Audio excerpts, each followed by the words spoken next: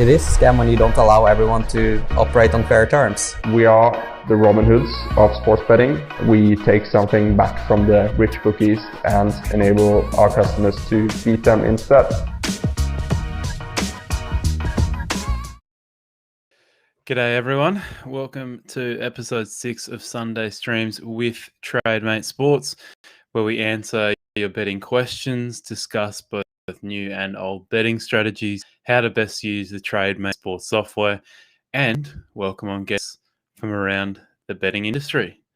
Today, I'm going to quickly go through, I know I talked to you guys a lot about my results last week with Trademate, so we can go through that quickly and see how I've gotten on the last week. Also going to talk about staking accumulators. I've been doing a little bit more of that lately. I think that was one of the first things we talked about in episode 1 or 2 or something, or maybe even episode 3. And I guess there's been a few more things that I've been trying out there, so I thought I'd share that. And then lastly, we're going to have a mystery guest come on, which will be exciting. So I still won't reveal who it is, just in case this person doesn't show up. You never know. But yes, we are supposed to have a guest on, and he is going to be joining us in about 40 minutes. So until then, send your questions through, any comments you have, and I can start answering any questions you guys have. But to kick things off, I can just show you guys my most recent Trademate results.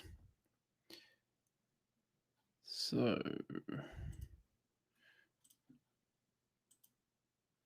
sorry. All right, there we go.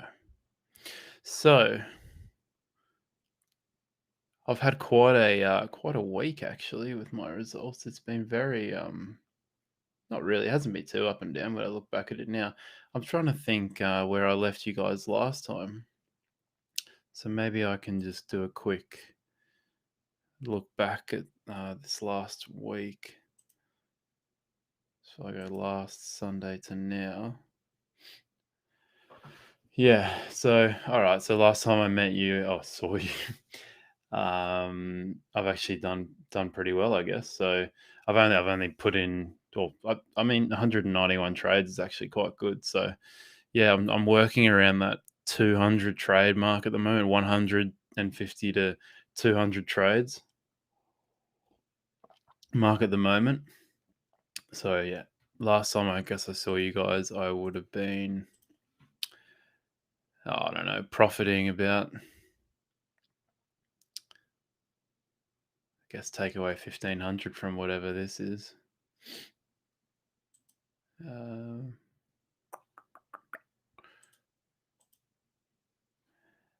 So yeah, I must have been somewhere around 8,500. So yeah, it's been a decent week. The cool thing is that I'm very close to my closing EV at the moment. So, you can see here. So 10,241 in EV, and yeah, very, very close in profits, 9,899. So yeah, very, very close to reaching my closing EV and having that exactly in line, which I think that I know they can be rare in a lot of value betting cases, can't it? Because variance can play have such an effect on your results, and it can kind of just be all over the place, and you never really match your EV. Or I mean, most of the time, it's very unlikely that you'll be in line with your EV. You're either going to be above it or below it, but to be this close, I think it's quite rare. So yeah, it's good. Jacob has asked, who is that secret guest? Well, if you listen before, mate, I'm not gonna reveal it yet. Why don't we make it a big surprise? The only I can give a little hint and say you've probably seen him before. So yeah, should be good. So yeah, anything? I'm just trying to see if there's anything interesting that I can go through here. I mean, average ROI 2.7% is kind of in line with exactly what Trademate users do. I can have a look at the Trademate.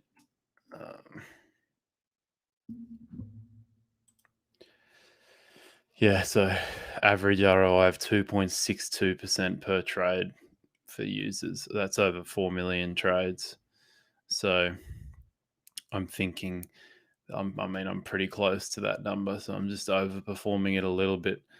But essentially, how it should work is that my average closing edge is the same as this over a large sample size of trades.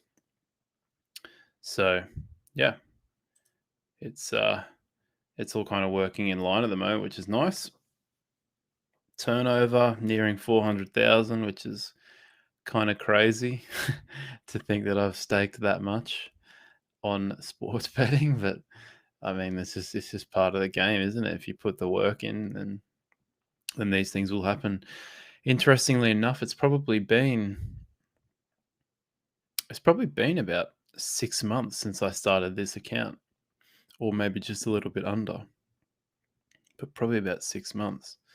I remember I got back to Australia on mid-October, so it's probably been 6 months on the dot, something today, that I started this account up. So if you guys are looking like long term on Trademate, that's a number I guess you can go by. Is I've placed nearly 4,000 bets in 6 months. So if you're looking to hit markers of 5,000 trades or 10,000 trades, that's a pretty good marker for you. It's especially if you need to figure out how much that's going to cost you in subscriptions. If I was you guys, I'd be using the quarterly packages, because I don't really see much point in doing the monthly. The only thing I would say with the monthly that I would do the monthly is that if let's just say I've got only a few bookies left or something like that, and if a few of them limit me in 1 month, then in terms of using Trademate, it might be quite tricky. So the only times I would really use monthly would be if you're kind of down to your last few bookies, and it means that like any time you might have to stop because you've got no bookies left. But I think in general that if you're not using the quarterly Trademate subscription, then I don't know, at least for me, it doesn't. One, you'll be saving money, and secondly, like, you're coming in with the right mindset that this is kind of it's a long term thing, and it's not something that you should really be thinking month to month about. Like, I don't think you should be coming into Trademate and thinking, does this work? Does value betting work?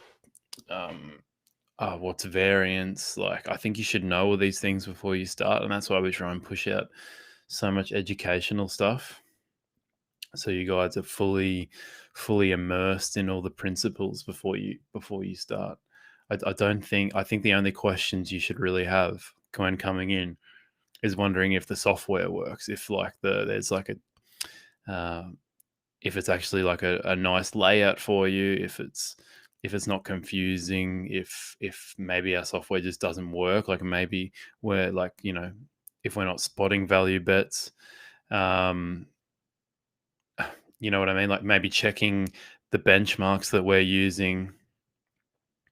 You know what I mean? Like checking that it's actually working properly and that we're actually giving you value bets. So that would be what I would be looking at. Not, like, I don't think you should be spending time thinking about if it works, if the core principles behind it work. So yeah, sorry I babbled on a bit there, and I've got some comments. So yeah, thanks Neil. He believes in me. Thanks, mate. Connor Houlihan says, just wondering, do you put many hours a week on Trademate? Oh, do you put many hours in? I mean, yeah. Well, as I've just, you might have just tuned in, Connor. So I think I placed 191 trades or something in the last week. So I'm working around 150 to 200 trades a week.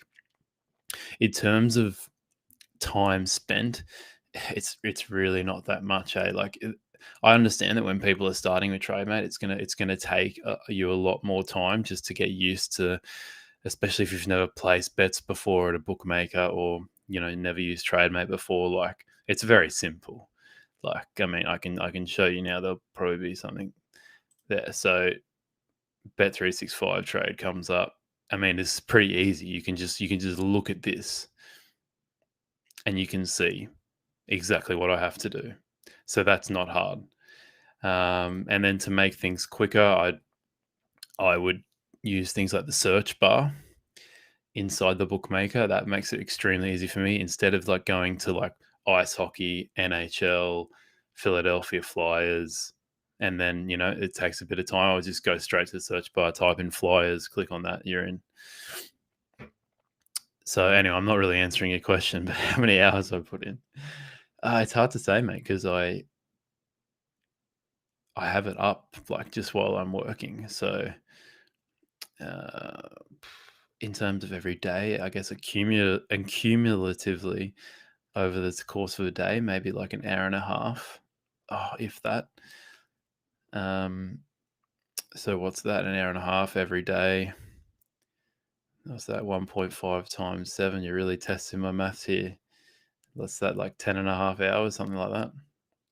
So I would say something around that 10-hour mark, no more than that. I don't sit here like on a Saturday, whatever day, and just sit here and just wait for Trademate trades to come through. If I've got time in between whatever I'm doing at home, in between work, just quickly log on. There's 50 trades there, great. If there's 2 trades there, great. I'll just go and place whatever's there at that time.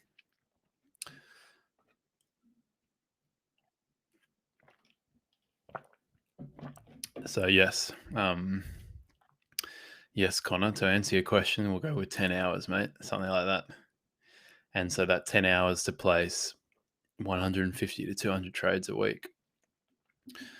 But it's not going to feel like 10 hours if, for Connor, for example, if you've got a job, you work from home, I don't know, you work on the computer most of the time. I mean, your boss probably might not like it too much, but if you've got Trademate up on the side there, and just placing bets whenever they come through. I mean, I know that might be hard for a lot of people who have got jobs, but that's going to be like the easiest way to do it without it seeming like it's taking up a lot of your time. And then on the weekends is the big one. Like, if you might get through a case if you don't spend enough time where you place. Oh shit! Sorry, I just turned off the light. To the case where on the weekdays you might only place like 50 bets throughout the whole week, but then on the weekends is where you can make, like, when I first started and I was living in Oslo, where I didn't lead the most exciting life. So I was indoors a lot because it's bloody cold and at lockdown too. There was days where I was placing like 75 bets in one day, or maybe even more. You'd see like 75 to 100 open trades. So like, you can make up so much time on the weekends if you've got nothing to do on the weekends, and you can just basically not sit there, but have your laptop open all day and have the bell on and get a ding every time something comes through. Some of those days that I was living in Oslo, like, I was placing so many trades. It was kind of ridiculous. So yeah, I was going to say something else, but it's left me. I'll just answer. Ole Olsen, any tips on how to get my closing EV closer to my placing edge? Yeah, this is a tough one. Not really, mate. Like, you kind of just have to deal with it. So as you guys can see here, like, my average edge placed is 3.8%. So every time that I go and place a bet, my average edge there is 3.8. But by the time it kicks off, it's 2.8%. So, no, I mean, Neil, seems like Neil's here. Maybe he's got some ideas, but I don't really think it's a weird one, because when you place a bet, there's kind of equal chance that it will move out of your favor or move even more into your favor, if you get what I mean. So let's just say you got a 2% edge. There's equal chance that it will become a 3% edge by the time kickoff comes. And there's an equal chance that it will become 1% and come back. So I don't know. It's always difficult to understand why that happens. If I had to guess why it drops most of the or more of the time it drops, I'm guessing that like the money that's come in on the Asian markets has moved it. Let's just say you get an alert bet on 2 in odds for Liverpool to beat Arsenal. The Asians are at the sharp markets are at 1.8. Let's just say so 2 in odds 1.8. All right, value bet. So you smash a bet on Liverpool because the Asian odds are at 1.8 or the sharp markets. I'm thinking that like because there's been like a big movement and a value bet's popped up for you, that was kind of like the end point I guess the market wanted to get to was 1.8. Like that's that was kind of, I don't really know how to explain this, but the money's come into the point where 1.8 was the price that they wanted. And it's just stayed there now. They're like, okay, yeah, 1.8's the right price now. We got 1.85 or 1.9. That's the price we wanted, and now it's moved into 1.8. And so maybe like the market's it's like overcorrected in a way, and then it comes back a touch, 1%, as you can see by my results here.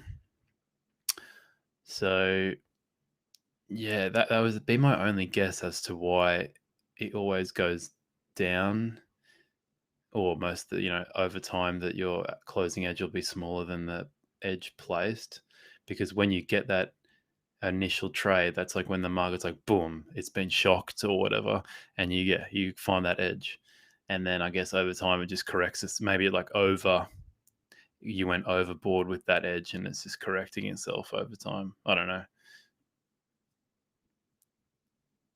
Yeah. So Neil said basically what Alex has said. It's about market efficiency, but the market is never perfect. So you might still get a closing edge by the start of the event. So that's kind of why we say minimum be betting on an edge of like 1.5%, because over time, that if you keep betting on 1.5, then it might turn out to be only 0.5 of an edge or something like that. So sorry, Neil sent something else through. He says, but it often won't be as big as when you first placed it, but sometimes it swings the other way. No one gets it 100% right, even the experts, but with experience, you can predict what's most likely. Yeah, well said. So yeah, hopefully that explains that for you, Ole. Ole has also sent in a question saying, what would you say is a realistic ROI long term? I mean, it just depends on so many things, but realistically, you can expect, I think, considering that we have 4 million trades here overall and an ROI of 2.62%, I think you can expect that. Like that should be a part of your expectations, that you could achieve something like a 2.62% ROI. My ROI will probably be smaller than that over time, because I've started betting on the exchanges, and the exchanges generally aren't going to give you as big of an edge there. So I think like I'll be working with like maybe a closing edge of like 1.5%, something like that, on the exchanges. So this number, I think, will continue to creep down as I place more bets on the exchanges. But I think, I think whatever. I think because you need to come up with some kind of estimate, as like, how much money do I need to put in for this to make it worth it for me? So if I was you, mate, I'd work with a 2.5% ROI and think, okay, how much money do I need to turn over to make enough money, if you know what I mean? So if I turn over $100,000, that means I can expect $250. Wait, is that right? That sounds really low. Is that even right? Oh, I'm so bad with maths. Does that sound right? I think that's right. Is it 10,000? No, 10,000. Is it? Yeah, I think that's maybe more correct. Oh, mate, my maths is just terrible. I think that's right. I could get a calculator out, but I'm just going to go and say that's right. $10,000 to make $250. That's what I need to. I need to bet that amount of money to make $250 or something like that. So, or maybe you need a. Ole sounds like you're from somewhere in Scandinavia, so you probably want to use NOK or whatever currency that SEK, whatever you guys use there. So yeah. Sorry, Jacob has come in with a question. He says, how frustrating for you is when you have a really long taking bad luck? I place bets on the same system like Trademate Sports with my local bookies. I made Monte Carlo simulation in Excel. I went 2% of worst scenarios for 4 months. It was unbelievable. It is so frustrating when you know that you do it right, but you still have results. You don't have results. I want to smash my PC, TV, everything. Yeah, Jacob, it's pretty shit, mate. As you can see in my results. Like, let's just go here. I mean, I was still winning money. I was still winning. That's the hard thing. But 3,250 trades, and I'd been profiting $3,000, which is obviously not bad. But let's just use this example. This is probably even worse. So if you'd placed 1,800 bets and you were profiting, if you were losing $2,000 after that, would you keep going? Probably not. And at this stage, I was expected to be $7,000 better in that part of my journey. So if you go to negative 2,000, I was supposed to be at plus 4,600. So yeah, I guess your question is, how do I deal with it? Or how frustrating is it? To be honest, like I think back in the day when I first started, it was a little bit frustrating. But now it's just like I don't really have any emotions towards my results, be it negative or positive. Like when I log in and I've made a lot of money over one night or over one day, I'm like, oh, okay. And that's literally my reaction. And the same if I lose one, I'm like, oh, okay, well, that was a shit day. Like I don't really, and then I don't really carry on with that in my life at all. Like I don't, a minute after that, I'm not thinking about how good it is, or if anything, I probably have more emotions towards my positive results than my negative results. Like when I have really good results, I think it affects me a lot more in terms of like I'm just generally like, oh, this is cool, like exciting. And when I have bad results, I kind of just I don't know. I just know that this is a long-term process, so I kind of just tick along and keep placing trades. Um, so I don't know. What was your original question? Like how frustrating? Yeah, I mean, I'm not gonna lie. Like when I got to this point, like when you've nearly placed 2,000 trades and you're still in the negative, it's frustrating. But in terms of like getting over it, sorry, I just I think the greatest thing that I ever came across was the variance calculator that Jonas showed. That showed me and Marius when we were in London in January last year. the thing is, I never used it. And then a guy in the Facebook group brought it up again. And I was like, oh, okay. And he ran all these simulations, and I just found it so interesting. So I just ran the variance simulation for myself. And I think I've showed you guys that before. Like, I can't remember the exact results, but I think it was something like the chances of this result happening here, you can see, of losing $2,000 or just losing in general after 2,000 trades. I think it was like a 10% chance or something like that. Like, that's that's not a small probability. Like, it's obviously small and compared to 100% of the chance, but like it can happen. Like, you can just be severely unlucky. So yeah. Sorry, some more stuff has come through. Neil, totally relate to Jacob. The psychology is the biggest battle a lot of the time, to keep going when you have loss after loss. And it's tougher for you guys because I get Trademate for free. Like, I don't have to, on top of losing your own money, you're also losing money to a subscription. So it's even harder for you guys to be like, oh, and I'm paying for this loss in a way.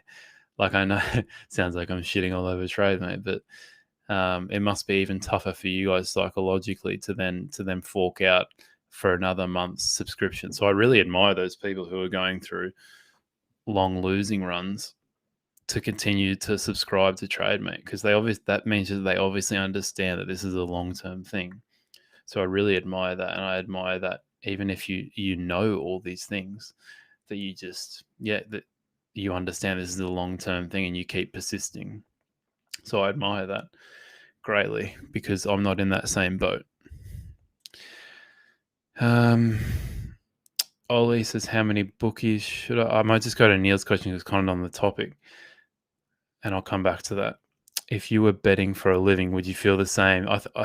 I think if I was doing this for a living, then it would be a bit more of an emotional toll, because for me, my like 90% of my earnings, maybe a little bit less now, come from working a full-time job.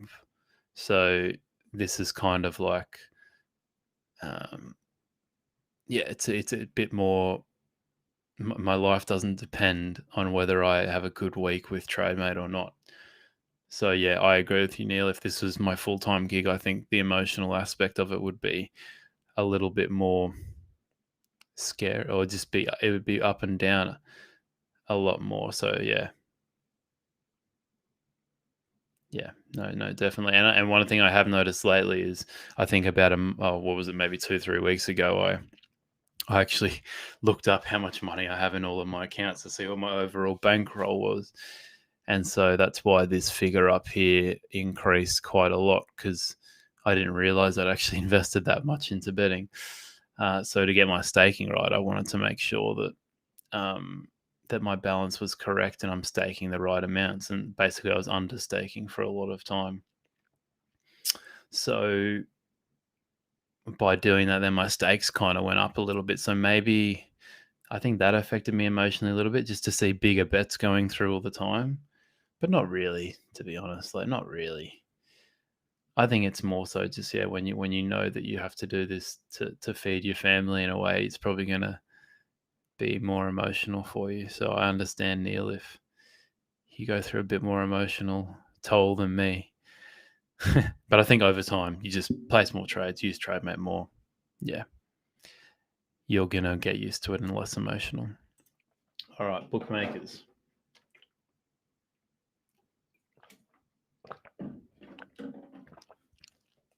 How many should you use?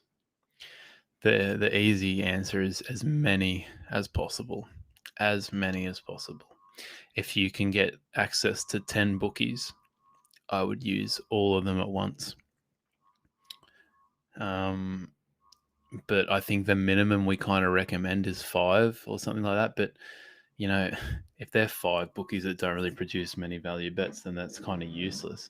You could probably have 3 bookies, and they produce like the most value bets that we get through Trademate, and be fine with that. But if you're, I guess the number is 5, but I would say, more or less might do the trick too. So the key is maximizing all the opportunities you can get. And if you're sitting there betting and you have all these value bets coming through on a bookie that you can use, then I would just sign up to as many as possible. And then the problem will just be bankroll management wise, figuring out how much to dedicate to each bookie. My mystery guest has rocked up in the meantime. Oh, he's gone now. He's gone. Okay. He's gone. So I'll just keep talking. Sorry, he just popped up in my little studio here, so he should be back soon, hopefully.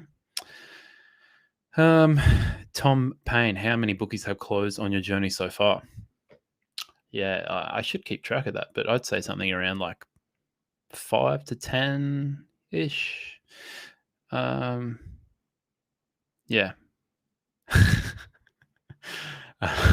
Sorry, I just saw a question come through. How many bookies? Yeah, I would say 5 to 10, probably closer to 10.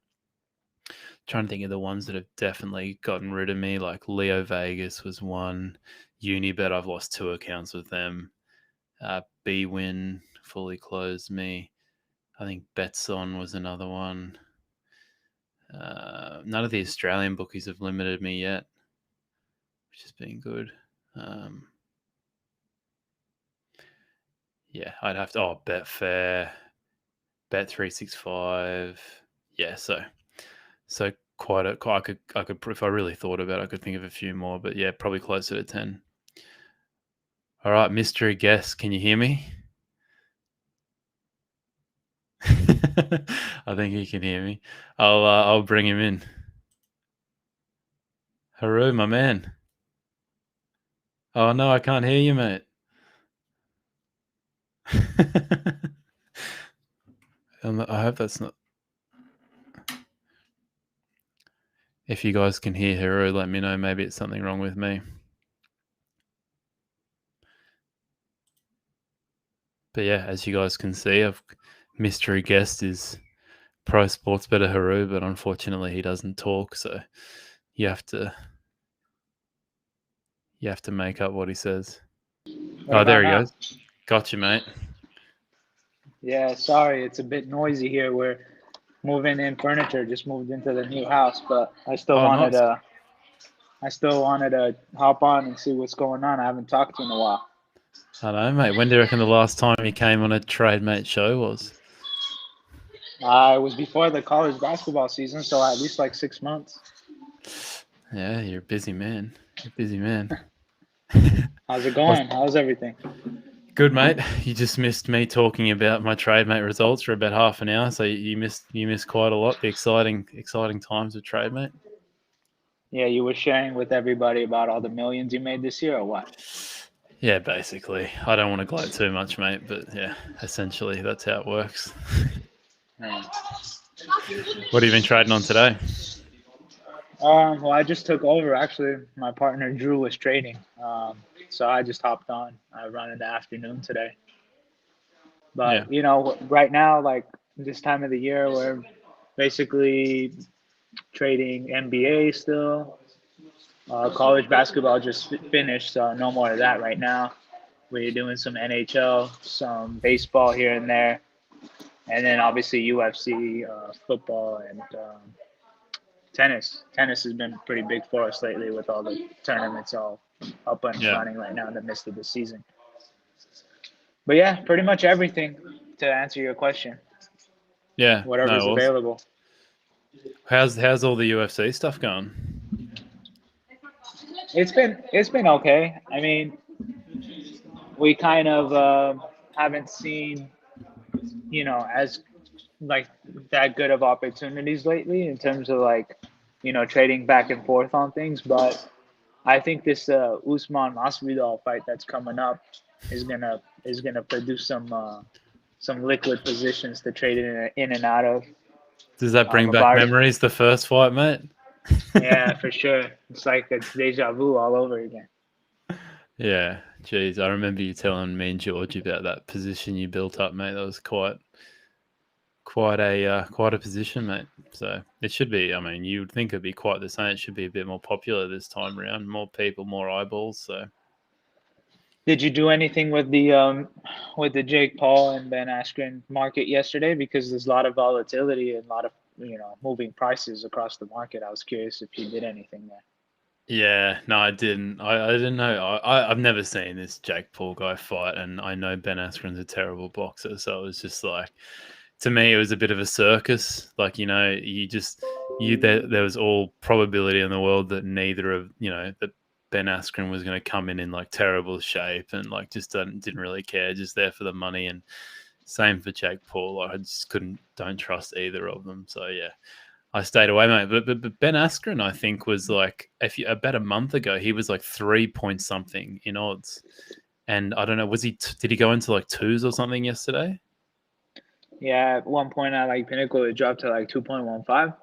But Wow. I mean, yesterday is perfect example of like the market is only as like efficient as like the supply and demand. Like if there's a ton of square action or whatever, people are just betting for entertainment that usually don't really partake in traditional betting markets, like let's say soccer or NBA, stuff that pretty much closes efficiently to what the line should be.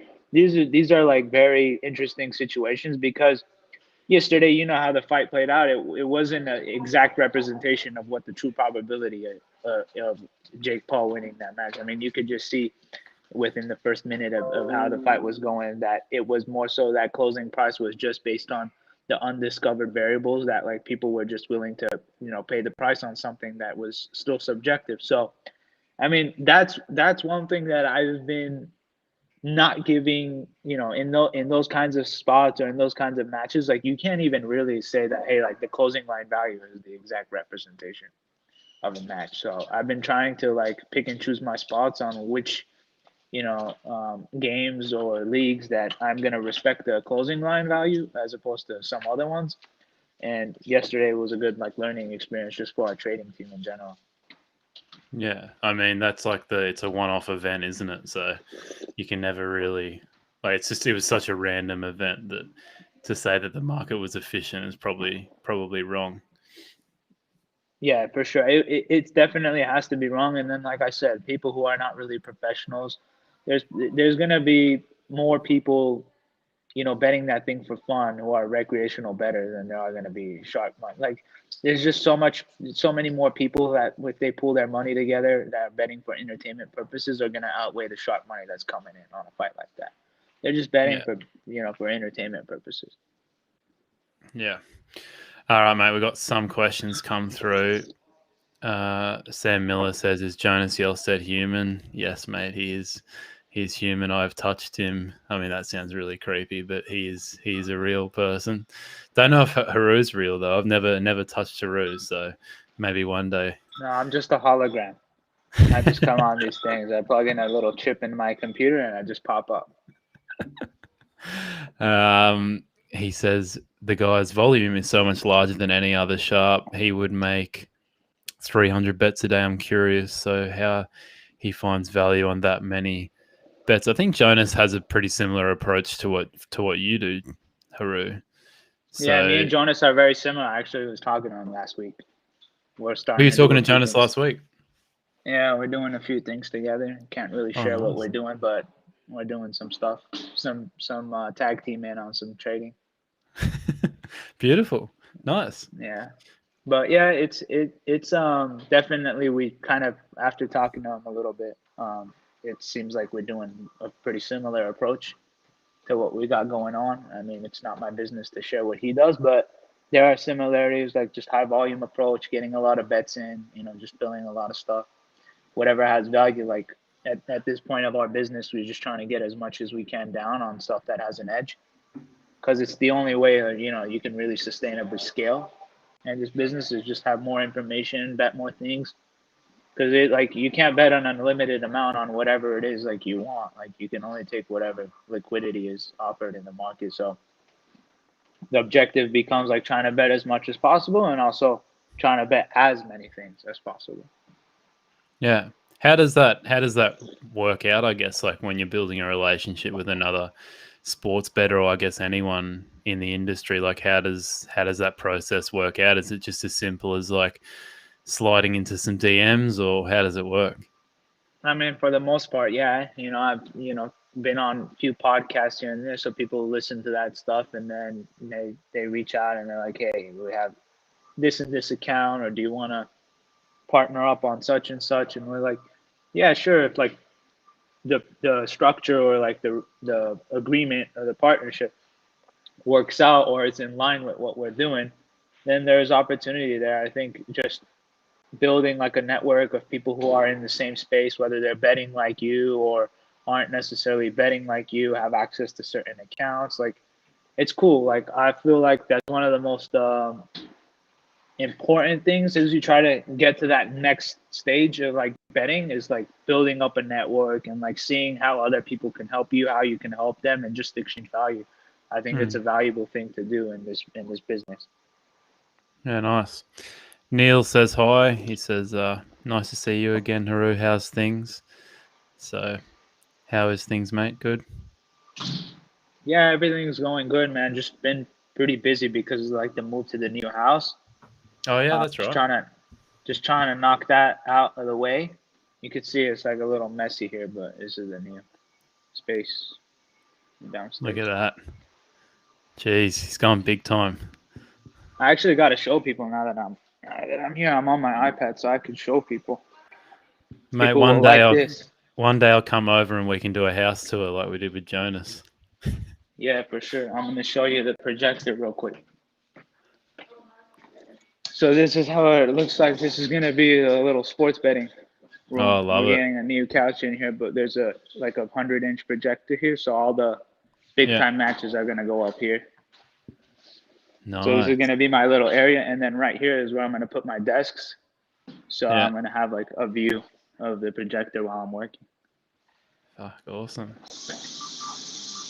Good stuff. But yeah, mate. I mean, things are good. It's good that it's slowing down a little bit just so we can catch up. I think like COVID threw a lot of plans and scheduling things in whack this year, because like we were planning on taking the summer off, and then we didn't really take the summer off. It was like NBA and stuff came back, and then like all the football leagues in Europe like kind of didn't even really take a break. The Bundesliga came back, and then it was just like one after another, and then the season ended, they started again. Yeah. Does it ever have an effect on your trading? I guess, do you get to the point where you're thinking like, I need to take a break, or I'm just not as good as I can be, if you know what I mean? I mean, yeah, I guess it does help in a sense that like Drew and I can split our times like on screen trading. But even then, like even when we're both like splitting, it's still a lot of work, because like we're just like trying to get or be on as much as we possibly can each individually.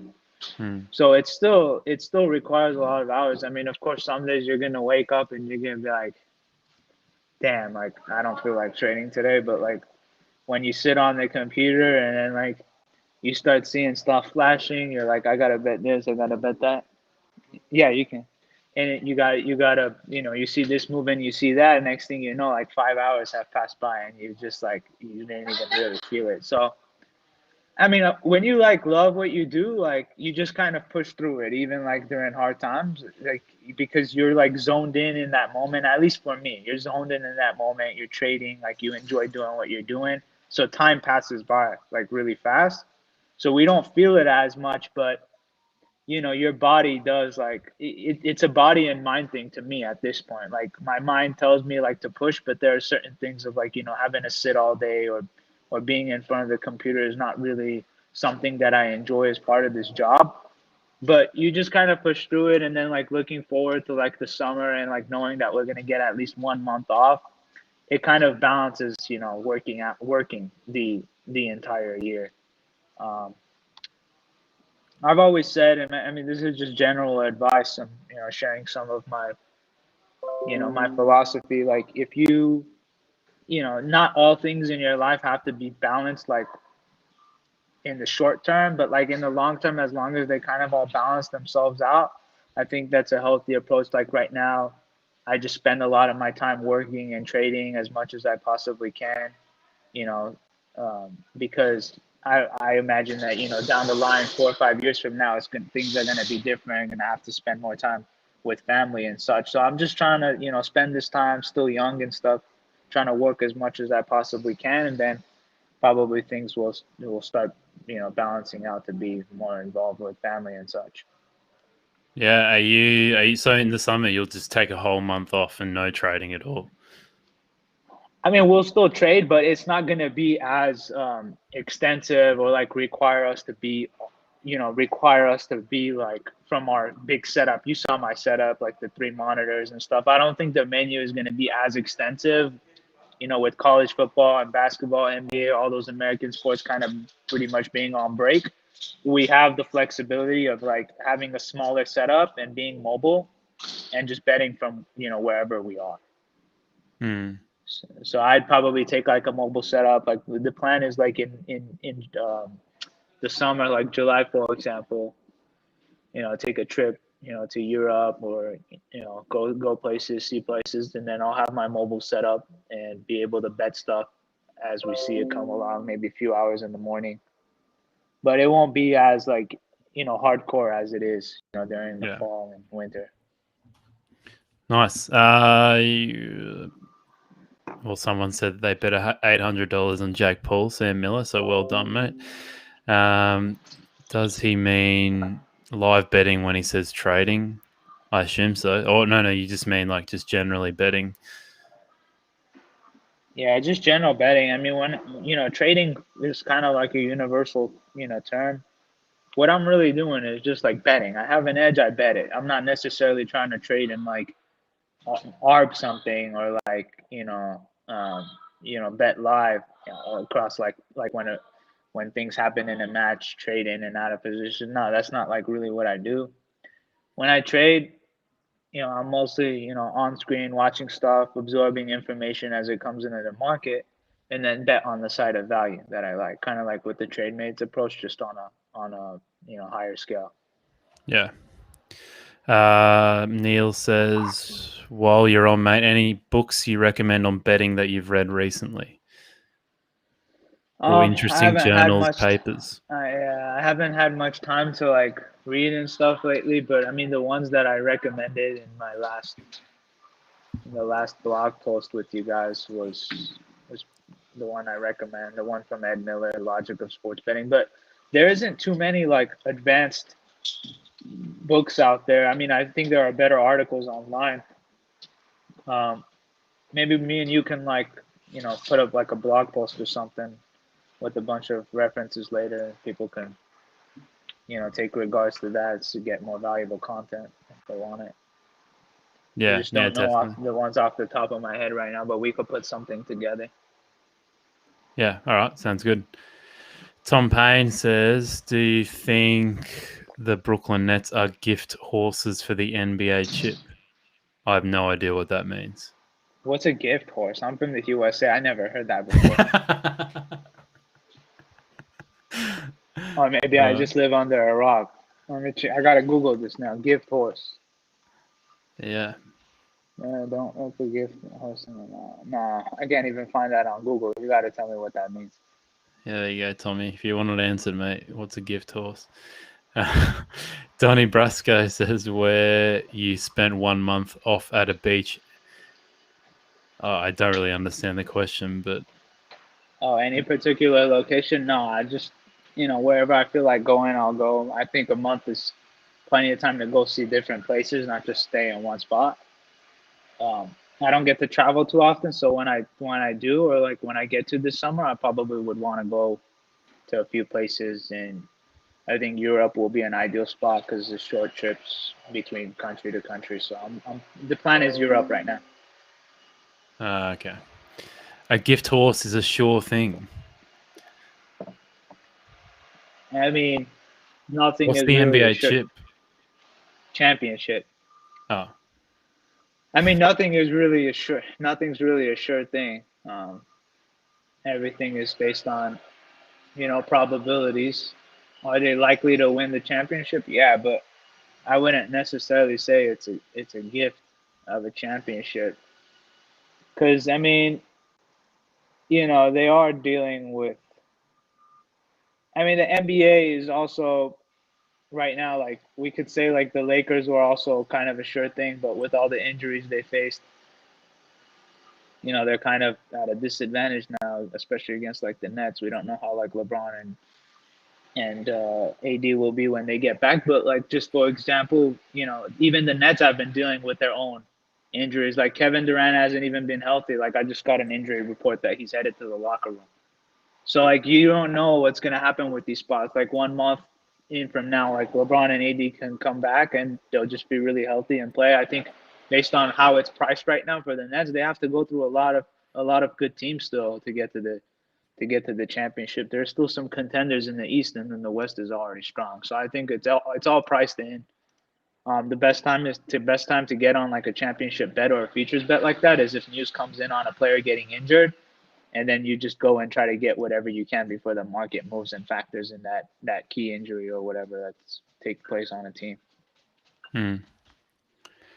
All right. Yeah. So you're going to go to Europe, mate. That'll be lovely. Any countries in particular you're thinking?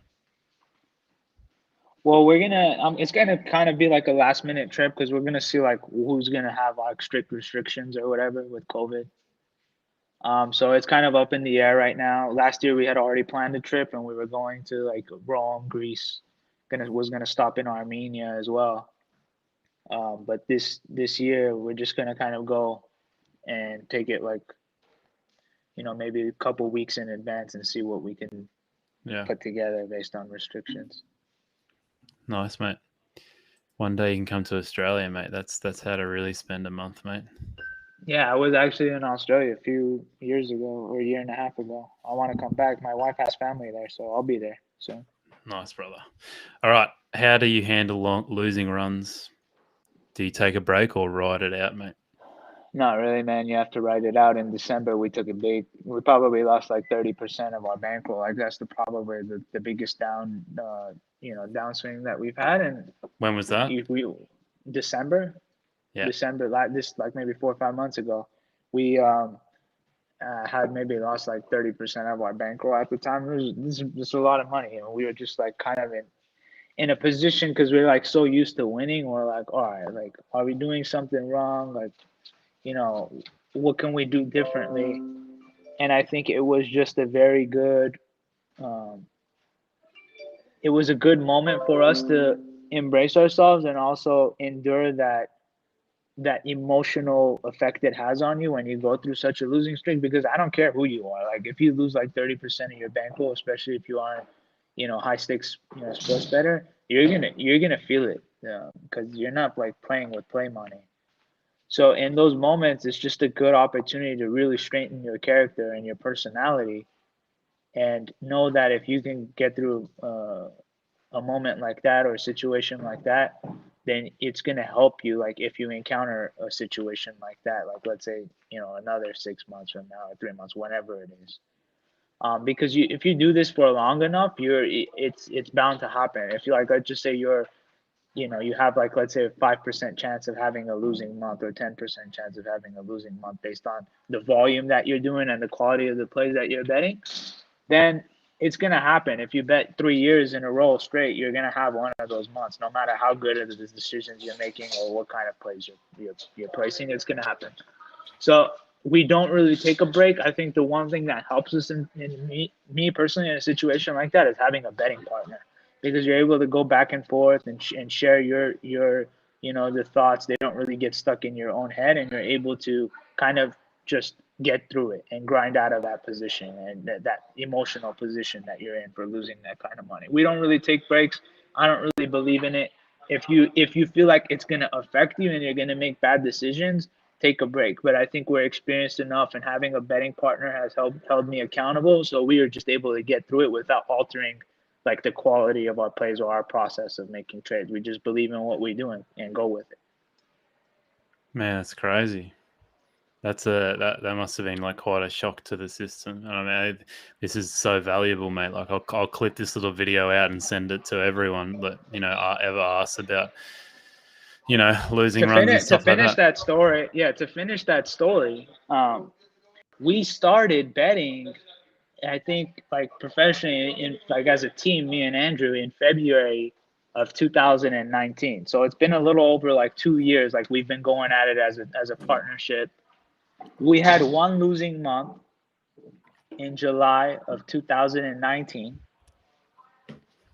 After that, since that August of 2019, we had one losing month in May 2020, and that was because of COVID. We had like maybe 5-6 bets or whatever, and we just like because of variance, we ended the month negative.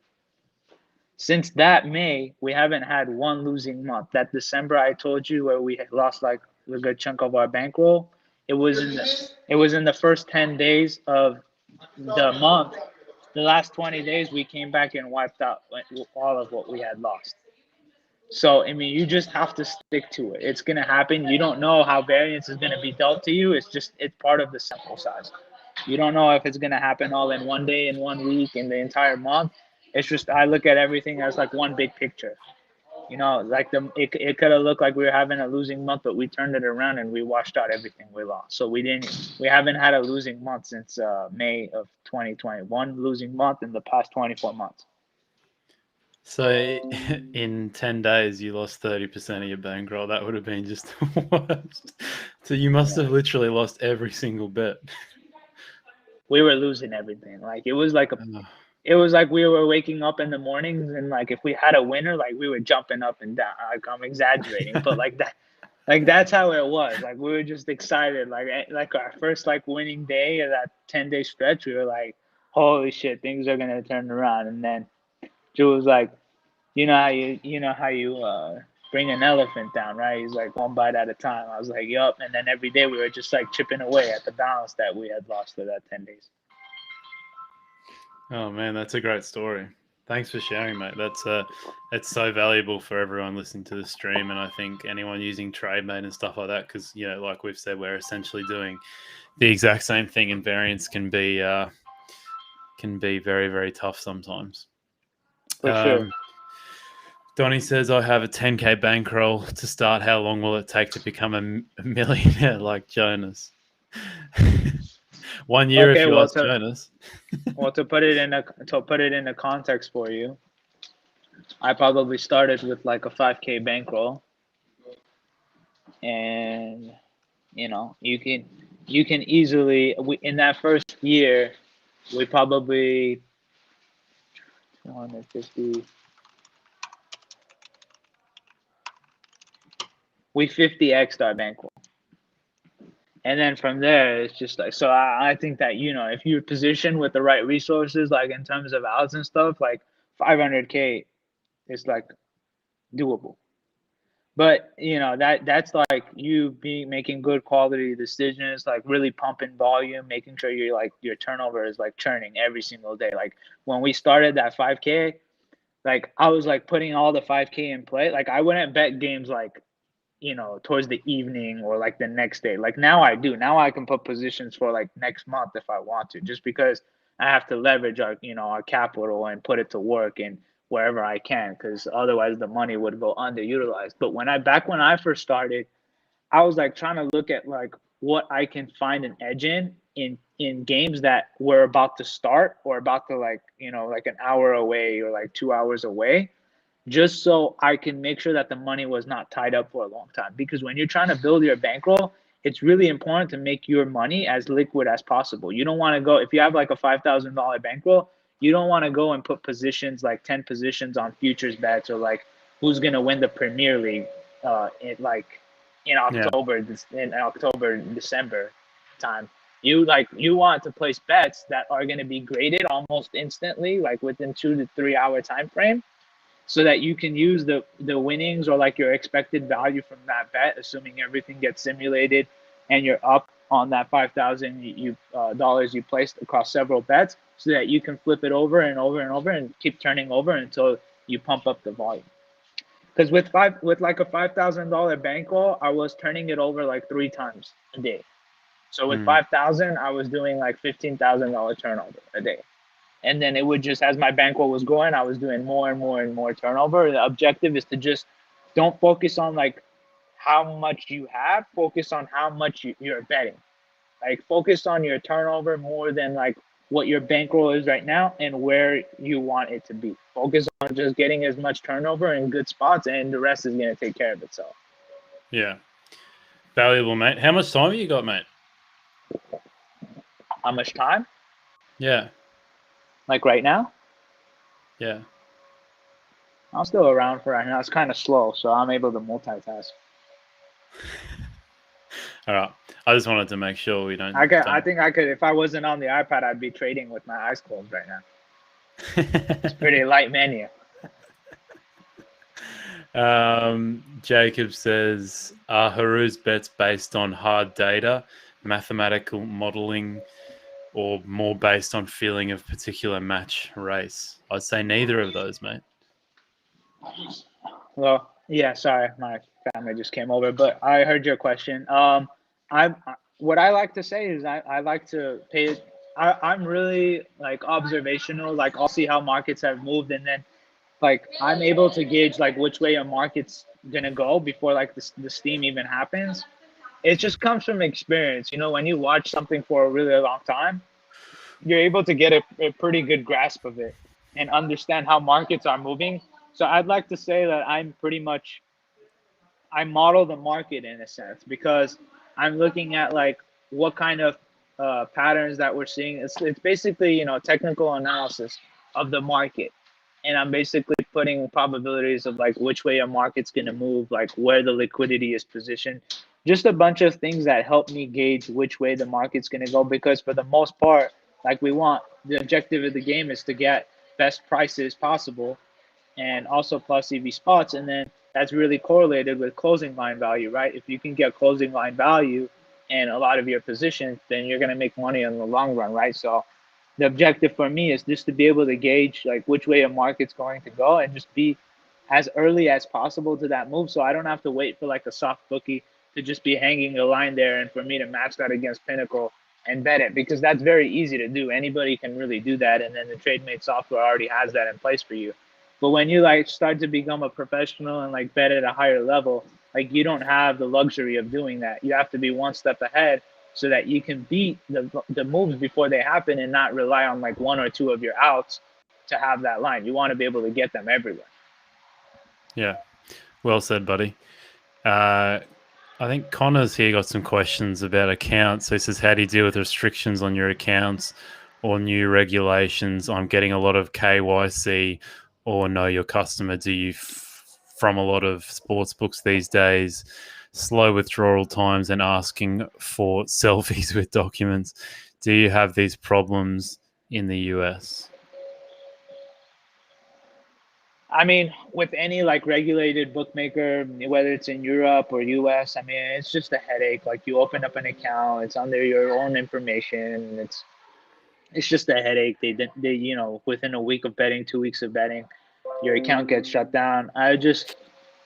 We've adopted a more partnership model now where we're like getting accounts from people, whether they're like credit accounts, and we're basically leveraging those. A lot of what we do right now is not even with those the soft bookmakers or like regulated bookmakers. We still use them, of course, on accounts that are good to us and they provide us with decent limits. But you just kind of, my best advice to you is just to think outside of the box. Think outside of the box, get creative. There's always a way to get money down. Don't break the laws. Do things legally. Make sure like every country's gonna have their own rules. I've been hearing like, I don't know if Alex knows more information on this, but I know that the value betting blog, you heard of that, the TVB. Yeah. They came out with an article that was talking about like how you GDPR, can bypass like you can bypass like the European restrictions. I haven't really looked into that because I don't have any European based accounts. But I mean, it's worth a shot if you haven't tried that yet. It's a pretty interesting article. Alex can share it with you guys. It looks like he knows what I'm talking about. Yeah, we've had heaps of customers try it and no one's been successful so far. I think a lot of the bookies basically just say that they're not allowed to delete your data or something like that. They basically just come with a bunch of excuses saying that they have to hold on to your data for like 7 years or something like that. I'd have to go through and look at some of the messages that I've got about it. But yeah, I haven't heard anyone so far that's been successful with it. I think I mean, it's funny in a if I had to guess why, maybe they've seen that article, or I mean, I would assume there's lots of other blogs producing kind of similar articles about how you can get around unrestricting your account. So maybe they're onto it and they're just foregoing those kind of things that they have to do. There's always a way to get down, though. Just be creative. I mean, I can't really. If I give advice, it's going to be advice based on where I'm located. So what I'm doing here might not like work for you geographically there, but the best advice I can give you is think outside the box and make it happen. You know, like I'm doing it, Jonas is doing it. We probably don't really want to like get too involved with like giving advice there, just because we don't want to put anybody in like, you know, like crossing the line or like giving advice on something that might be a gray area based on their country. So I don't want to really dig too deep into that, but all I can say is just be creative, look at your options, and like just think outside of the box and see what other ways you can get down legally. When you open up a brand new account, do you proof it at all do you have any strategies to make it look as dumb as possible? I mean, if you guys like have, you know, friends or stuff, like people want bets in, you know, that are like whatever, they're just like square bets. I mean, you can kind of mask accounts, but from what I've learned from my experience, like all paths eventually like they lead to Rome. I've tried like several different things, try to like bet smaller or like bet different things, do like multipliers instead of straight bets. It might make the account last longer, but what you also have to realize is if that you start masking it with things like that, the expected value that you've made out of that account is just you're basically having slow growth instead of fast growth in terms of money being made from that account. So if you can try to find that perfect balance where like one strategy you're like earning 10% better expected value in terms of longevity of account, then yeah, go with that approach. But I've still yet to find a system or like a way of betting that is like a slam dunk or like a much better option than you're, you know, betting just like strictly value on what you think is a good edge. Your only thing would be is like if it's not costing you personally and you have like friends that want to put bets in and you put the bets in for them and you're not the one taking the hit on the negative expected value on that bet, then sure, it works out. But if you're going to personally take your own bet and a negative EV bet and you're the one who's going to have to take the hit on it, then it's not really worth it in the end because you're getting some from your value bets and then giving some back. So it's just a slower process of getting banned or like limited, but you're still making a lot less in expected value during that process. So like I said, all paths eventually lead to Rome. Just try to get more accounts. Make it an objective and get a creative way of like getting accounts and getting bets down as opposed to trying to make accounts last longer, because that's not really sustainable. Accounts are eventually going to get burnt. So if you want to do this professionally, you have to keep finding ways to replace your outs, your sports books. Yeah, well said, mate. Donnie Brasco is back. He says bet sizing equals constant plus increased turnover or increased bet size to increase turnover. I think what he's saying is that, do I increase, decrease my bet size relative to my fluctuating bankroll, I guess?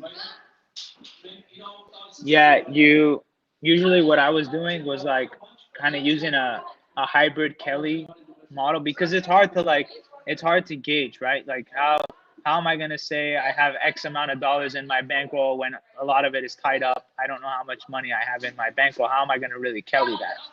Like, let's say you have all your bets in play, right? And you put like $4,800 worth of play on a $5,000 bankroll. You're with your $200 left. Like, are you going to Kelly it off of that $200 or are you going to Kelly it off of your $5,000 bankroll? The correct answer is like to do it obviously the $5,000, but technically once it's invested, you don't really. Hold on, guys. Sorry, it's noisy. Yeah, I was saying that you don't really. You basically what I was doing is I had like a based system. So like if I was betting like a few things like during that time block in the mornings when I was trading, I would set like, let's say I would do like a 1 unit to 6 unit like a staking method, and then my highest bets would be like, maybe 2% or 3% of my bankroll. And then what I would do is like at the end of the week, like I would recalculate my unit size based on what it would be with like that adjusted Kelly criterion slash. It was like basically a hybrid staking model.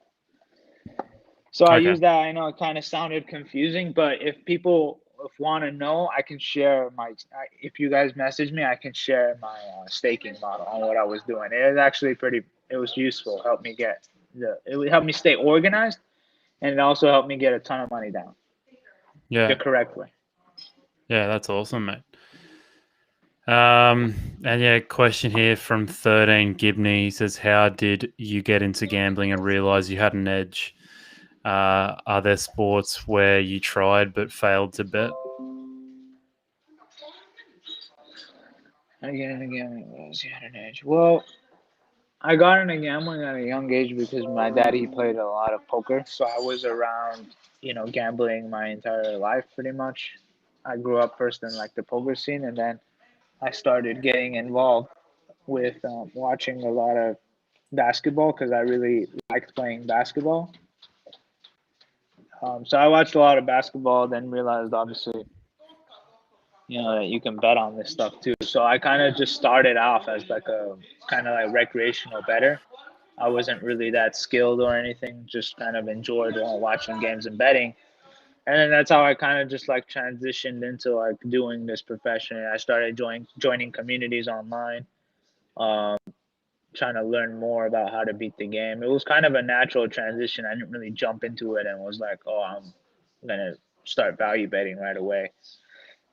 As Spanky would say, I paid my tuition. I basically invested money and lost a lot of money early, and then kind of understood that I need to take a different approach, started learning more online, and then it just kind of became a natural progression of where I am now. There hasn't been a sport that I've really failed to beat. If there is a market where I'm not really sure about, I probably just don't touch it at all because it's not really worth me investing money in subjective spots if I'm not really sure that I have an edge there, if that makes sense. So I'd rather just stay away from a market than put the money up and not know if it's plus EV or not. So I just try to get into really defined positions where I know if I trade this or bet this and I beat the closing line, it's probably going to be good. Yeah. All right. One more question here, mate. We can wrap it up. I've been going for about an hour and nearly an hour and a half. So, Sure. So, I mean, can you see that on the screen? It's probably best if you read that question. Is this the Kelly formula? Second decimals, no chance of win, that's around decimals.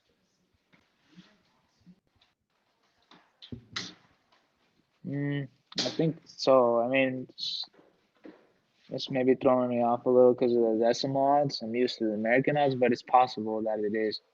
But either way, I'll share with you guys. I'll give it to Alex, and then he can post it maybe on some blog or something. Yeah. It's gonna be like the staking model. Maybe I have it here. I can post it real quick.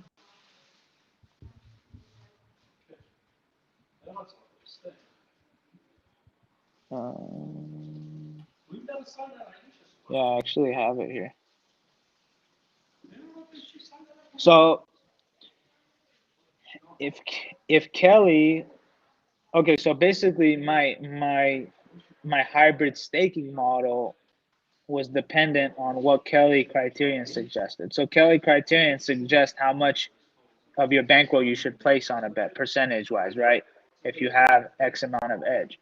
So if Kelly was recommending that I bet 9% of my bankroll, as an example, on a bet, I was placing 4.5 units on that bet. And then you guys can kind of see here. I'm just going to show you guys. It'll come out pretty clear. Hold on. Okay, you guys can see this, yeah? Yeah. So if Kelly, like KS stands for Kelly suggested. So if Kelly is suggesting like 2.5 2.99% of my bankroll on that bet. I was just using, like, let's say I have a $5,000 bankroll. I would set my bankroll as 1% of my bankroll. So 1% was $50. And if Kelly was suggesting to put 4 to 4.49% of my bankroll, I was just dumbing that down a little bit and using 2.25 units. So I would do 2.25 times $50, and that's how much I would stake on that game. And then I would do that all the way to 6 units and cap it there. So I'm not over betting, not betting more than 6% of my bankroll on a game. When I first started, I was more on the aggressive side because losing $5,000 was like not as important as losing $500,000. So I've kind of scaled it back down, like based on where we're at now. I generally don't put any more than like 2% or 3% of bankroll on a play, and that has to be a pretty good, like decent sized edge. So I was just, you could see like I'm starting off, like if Kelly suggests less than 1%, I'm probably like only putting a little bit of money on it or not a lot. And then as Kelly is suggesting more, I'll increase it based on the recommendation. Yeah, cool. I like it. Nice. All right, buddy. So you can even make that you can even make that yourself. Like just create like a little chart. Like if Kelly suggests this and this, just come up with like an agreement. Like if the suggestion is between this percentage and that, I'm gonna go with 3 units here, and your unit can be a percentage of your bankroll. Yeah. All right, awesome stuff, buddy. It's been great getting you on, mate, and good to catch up, mate. And thanks for giving up your time when, you got some crazy things going on behind you, moving houses and all. Must be quite stressful whilst putting millions of dollars down on betting. So well done, mate. Yeah, sorry about the noise, guys. Next time it'll be better. But yeah, I'm gonna be a little bit more free now, so we can do more of these if you want. I'm sure not everybody has the chance to hop on and ask everything they want, but I'm more than happy to do a Q&A every so often. We can get together. Yeah, definitely. I mean, I didn't even get the chance to tell people you were coming on, mate. It was just by the time you said that you were keen to come on, I didn't have time to get in touch with people to make thumbnails and all that kind of stuff. So I thought I'd go with the mystery guest formula and see if that got with more people. Maybe next time I can just tell people that you're coming on. Yeah, I think it's good because I didn't even confirm this morning like that I'm gonna come on. It's like I remember that I was gonna come on, but then with that.